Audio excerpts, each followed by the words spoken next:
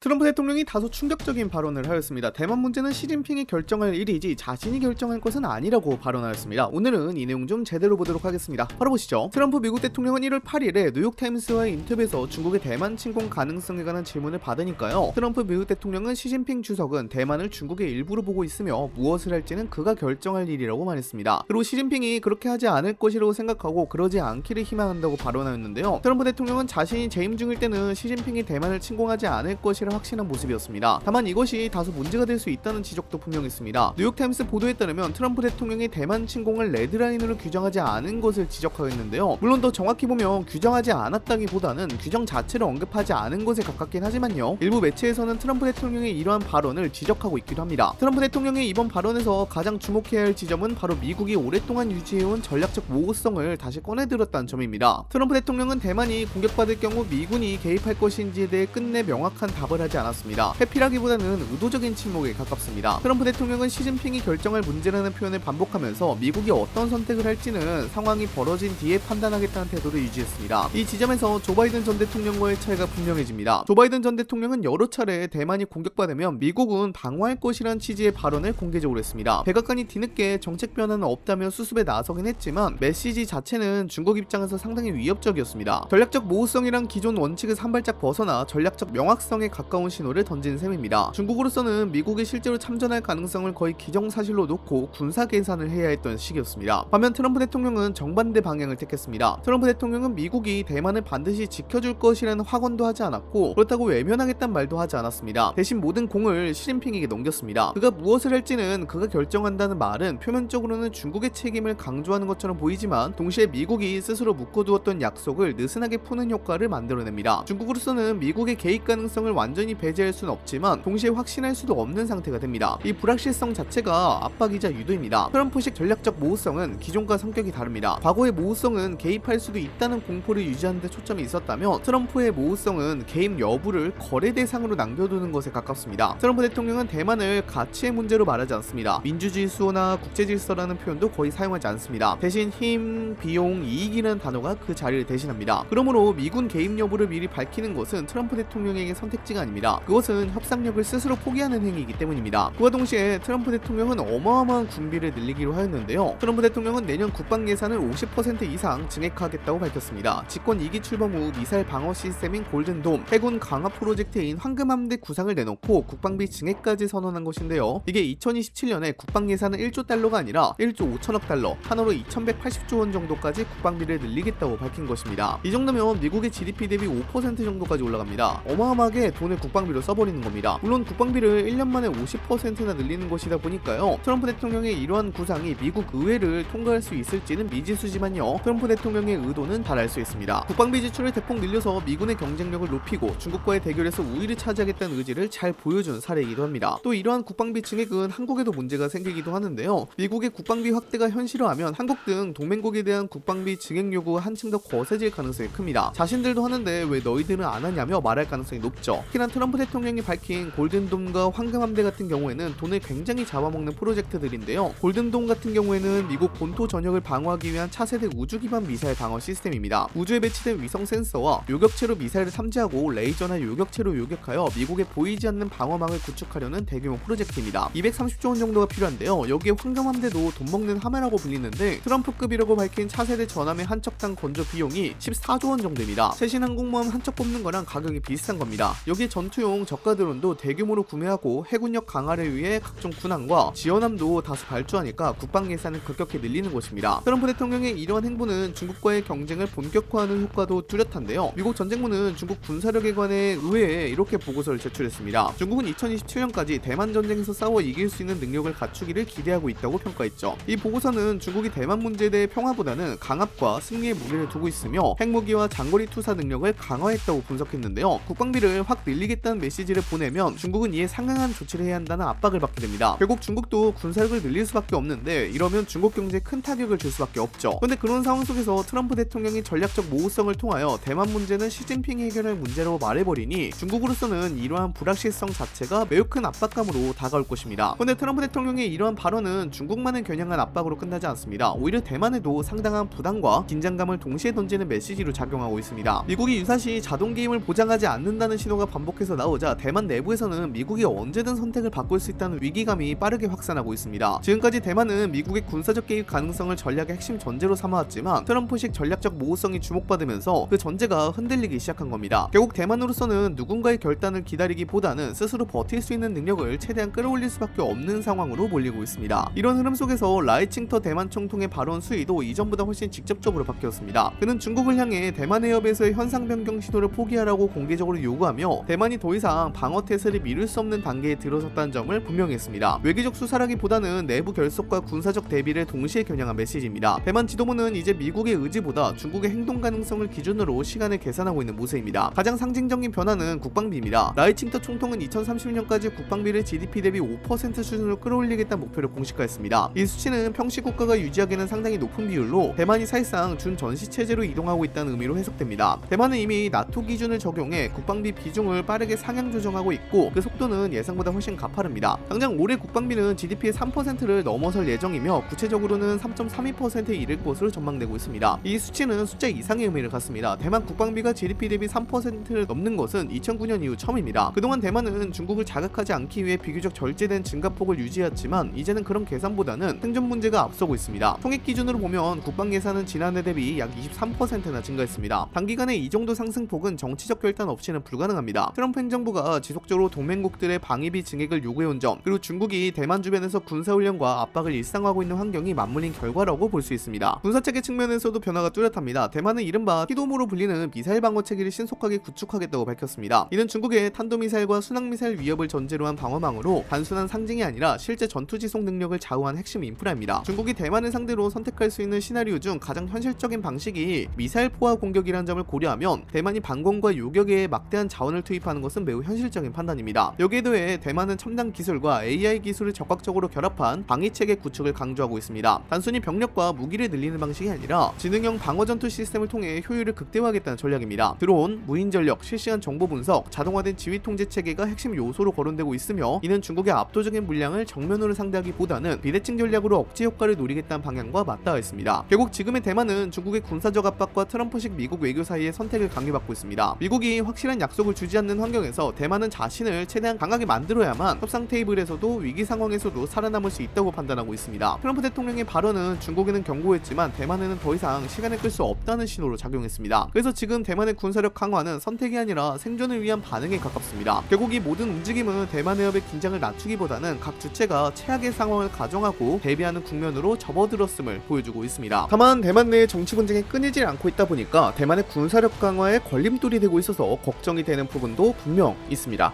여러분들은 현재 상황에 대해서 어떻게 생각하시나요? 댓글로도 작성해 주시기 바랍니다. 이상 영상 마치도록 하겠습니다. 감사합니다.